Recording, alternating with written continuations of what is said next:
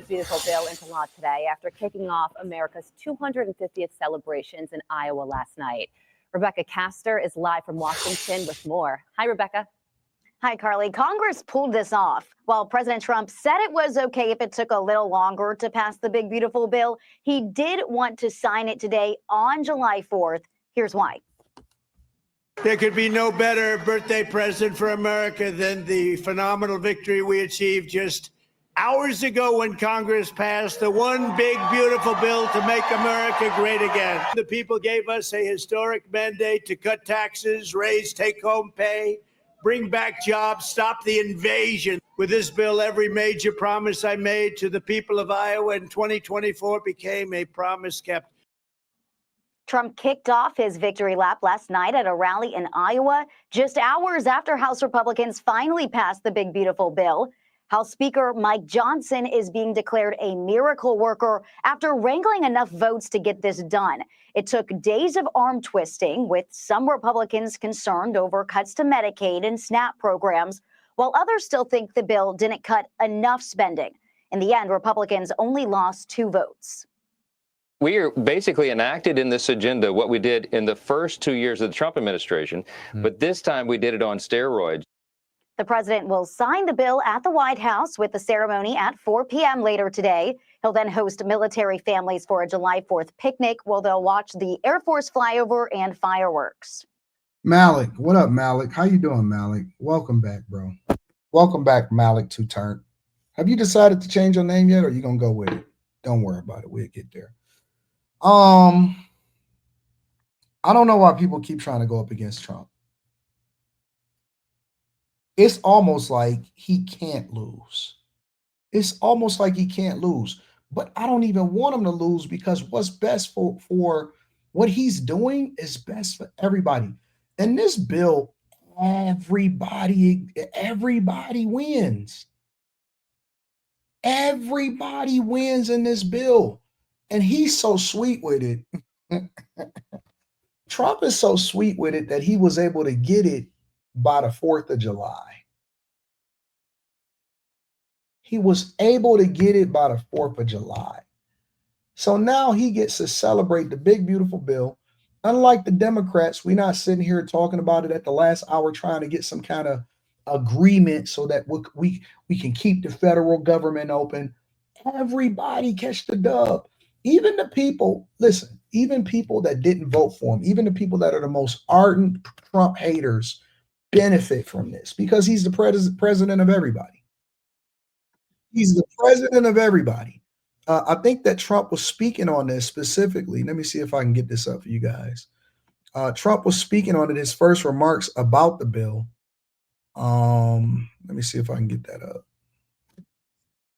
Catapulted him into his second term inside of the Oval Office. So we'll see if we have any questions. Reporters there on the ground, different lawmakers will be traveling with him. We did see different Iowa delegation lawmakers there for this. You can see they're making the U-turn. We'll see if he gets out of the motorcade, out of the beast, and they're in that Republican caucus earlier on today. We saw Steve Scalise, Mike Johnson, celebrate this monumental victory, and we're just waiting to see if he steps up to the other shot, and it looks like he's going to speak, so let's listen into it live. What is this?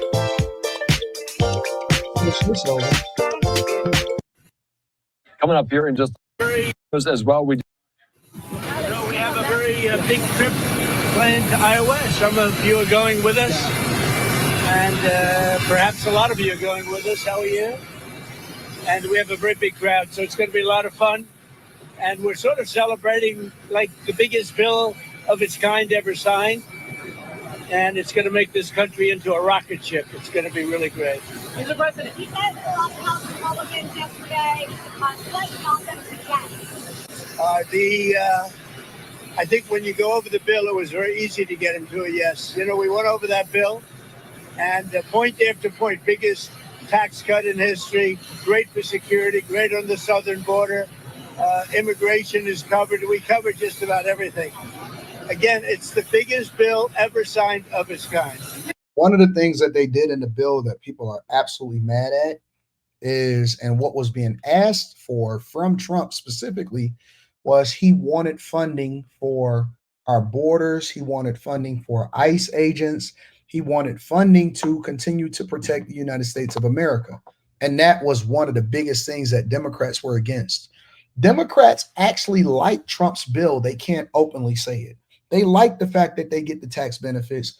They are the ones that actually benefit from it also. All of these politicians and legislators, all of the people that actually funded the Democrat War Party, they benefit from this. They like his bill, but they want the bill to.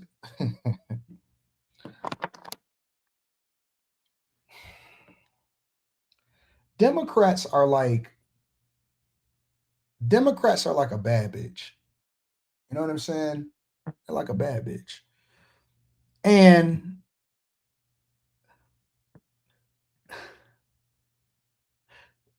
when some guys talk, right? Women are going to pretend, some women are going to pretend like they don't agree with you. And the reason that they're going to pretend like they don't agree with you is because they don't want to seem like they're against whoever it is in their family that don't agree with you either, right? And so what will happen is they'll pretend like they hate you in public, but then in private, they like, yo, you know, I really fuck with you though, right? And that's really what you see happening here. So because politics is a contact sport and the Trump administration and everybody else understands it, they know that no Democrats are going to vote for it, but they understand that the Democrats are going to benefit from it. And this is what this bill is. This bill was a bunch of posturing, and it was a bunch of acting, right? When you see Hakeem Jeffries, the only thing that you've seen Democrats do for the last 6 months totally is pretend. They're acting and they're pretending. Hakeem Jeffries will stand up and I'm going to speak for 9 hours because I'm going to speak for the people. He's not even close to Obama. He wants to be Obama so bad. I'm going to speak for the people that can't speak, and I'm going to take my sweet time. That's content. Democrats right now are content creators. Jasmine Crockett is so butthurt because her own people, you know why the people in the Democrat Party don't fuck with Jasmine Crockett? Y'all think it's because of her eyelashes. Y'all think it's because she ghetto. It's not. It's because they don't actually disagree with Trump. And so Jasmine Crockett, they had to sit her down and let her know, oh, I'm sorry. You just here because it's a nice thing for us to do, but it's not something that we actually rock with you about. Democrats right now are nothing more than content creators. They're YouTubers. They're TikTokers. They have literally done nothing. They have done zero. They got so much time to go on tour. They got so much time to hang out with people. They do lives. They do all of this stuff. It's performative. It's literally performative. And so the bill actually benefits everybody. It puts more money in the pockets of middle class people, working class people. It forces, now y'all would say, well, it kick people off of food stamps and Medicaid. No, it forces them to go and get a job if you're able-bodied. If you're a veteran, if you have a disability, if you are a senior citizen, you are not affected by Medicaid, Medicare, welfare, all of that type of stuff. But if you are an able-bodied adult and you're just irresponsible as fuck, then you're gonna have to go and get a job. I don't think that that's unreasonable to ask. You got to do some volunteer work. You got to get a job. You got to go to school. You don't get to have forever benefits no more. And so he helping you help yourself. The middle class, they get more tax cuts. They get no tax on overtime, no tax on tips. What more do you want? He's literally delivering on every single thing. Now, and again, to go back to the original conversation, now you migrants. Mm-hmm. Yep. Yep. You got to come in legally. You might as well leave. I see videos of people that are self-deporting. Let me come back to this Trump situation. Let me come back to this.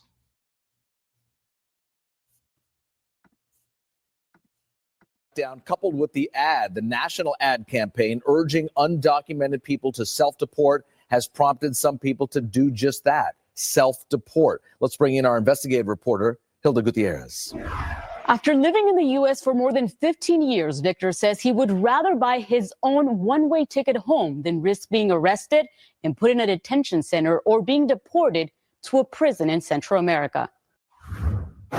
From dishwasher to kitchen manager, Victor says he's enjoyed every step of his journey. So honestly, I love to work. He was only 16 when he arrived in San Francisco in 2007 in search of opportunities. But after all these years, he's still undocumented. And now he says it's time to go back to Yucatan, Mexico on his own terms and not in handcuffs, as he's recently seen happen to others on the news. The way that they're being detained, it's unfair because they've been treated like animals. Listen, buddy. Listen. You're making the right choice. You're making the right decision. It's time to go home.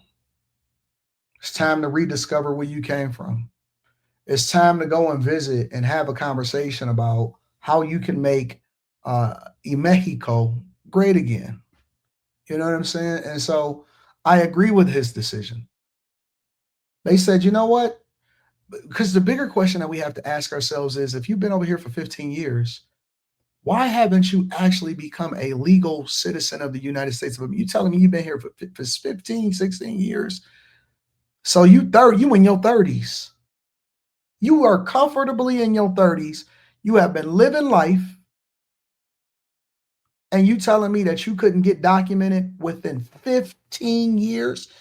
It ain't a bigger backlog ever. Ain't no backlog that big. There is no backlog that big. If you have not been committing crimes and you've been over here for 15 years, you telling me that you wasn't able to get legally become United States of America citizen, that's just negligence. That's nothing but negligence. That's laziness and negligence. He ain't got to get nobody to do that. He could have got immigration lawyers. I did a video where the lady said it cost $6,000 and they was mad because it's too expensive. $6,000, $3,000 of it was a lawyer that they wanted to hire to do it. We don't know how he getting paid. We don't know if he was getting paid under the table. We don't know how much money he sent back home. We don't know what he got going on.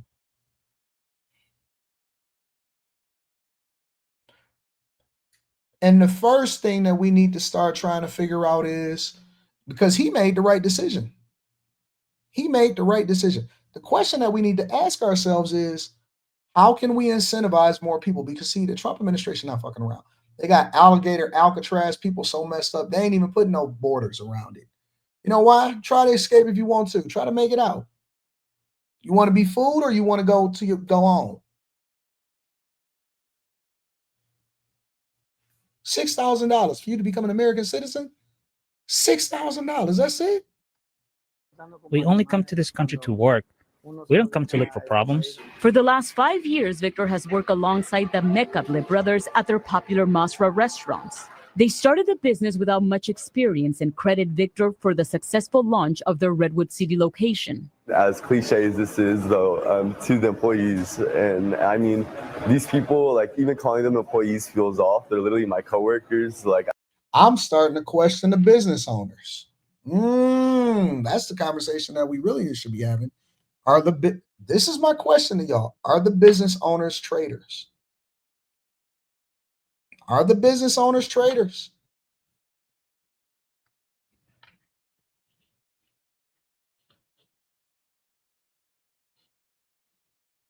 Are the business owners traitors?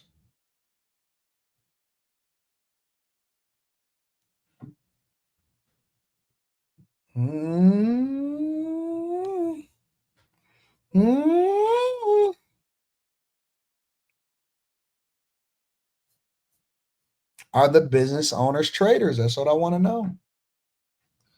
Because they never hired. See, all of these liberals, let me show you how hypocritical a liberal is. A liberal will sit there and tell you, because remember last year and the year before and the year before that, they said that everybody should have a livable wage, but then they are underpaying other people that's not even supposed to be here, and we don't even know if they're paying them over the table or under the table. So you won't actually hire Americans, but you'll hire people that's not from here. Got it. Got it. So they're not hiring people in the United States of America. They're hiring people that's not from here and using them for slave labor. The same people that sit there and say, well, who's going to pick your berries and who's going to cut your grass and who's going to do this? They basically modern day slavers, and then they're trying to justify it by saying that they're a liberal. They're not hiring people at a livable wage like they try to sit there and talk about. They are hiring people at a reduced rate that want to get over here and just be able to survive. Interesting. So the very people on that side that say that we need to be business owners, these are the same people that sit there and say, no, businesses need to take responsibility. They need to make sure that they pay people a livable wage. Yeah, they at the rallies, they holding it down. But I wonder if they even hire Americans inside of the United States of America and pay them a livable wage.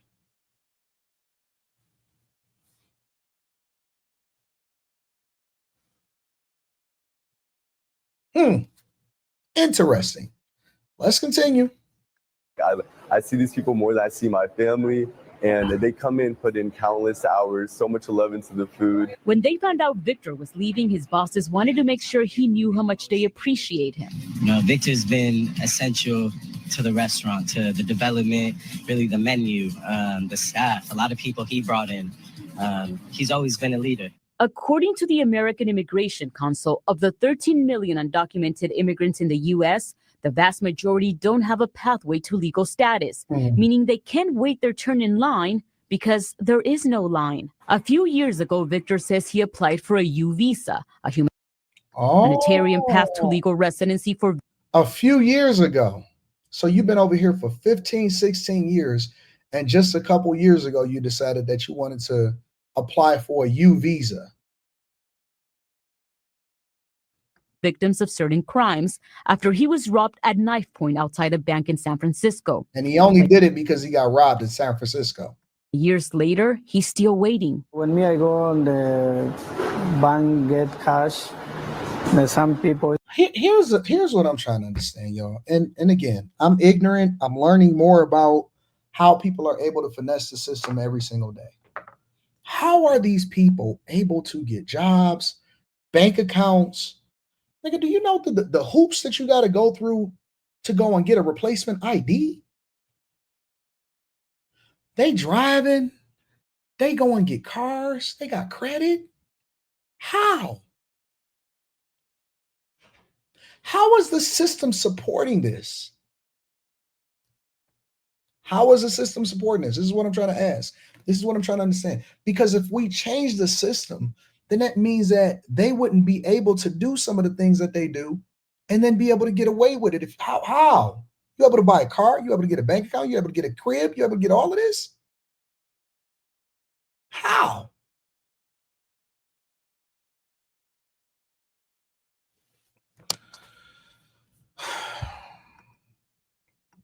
Let's go back to Trump, y'all.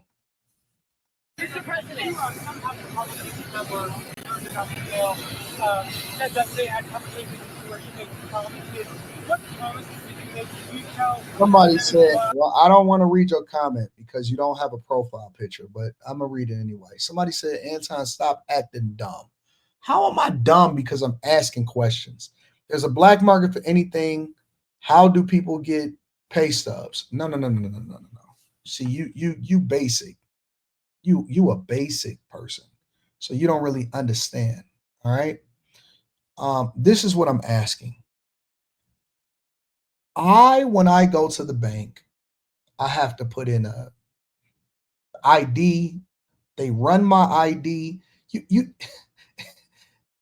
The level of hoops that you have to jump through in order to even be able to take out a certain amount. If you apply, for example, for a mortgage, now this is not my case, but let's just talk about it in general.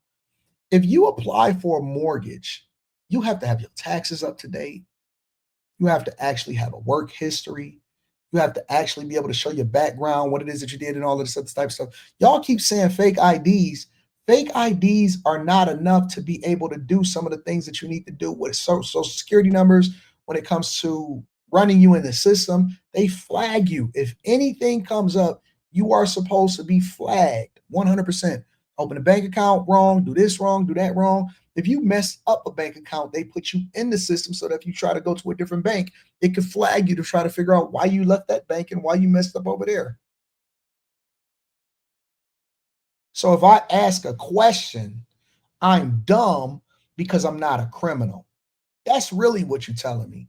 What you're basically telling me is that I need to understand and be a criminal because most of us, 98, 99% of us in the society are tax-paying citizens. And so we're not familiar with the underground world and all of this dumb shit that y'all be associating yourself with.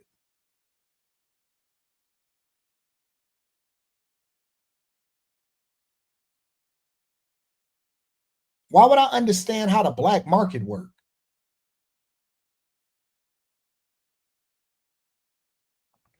Why would I understand how the black market works? You know what I'm saying? You can't even get to the airport unless you got a passport or a real ID now. Your regular ID don't work. Go in there with a regular ID. They're going to go through some more security. You got to go and verify yourself, and they're going to really start digging into your background.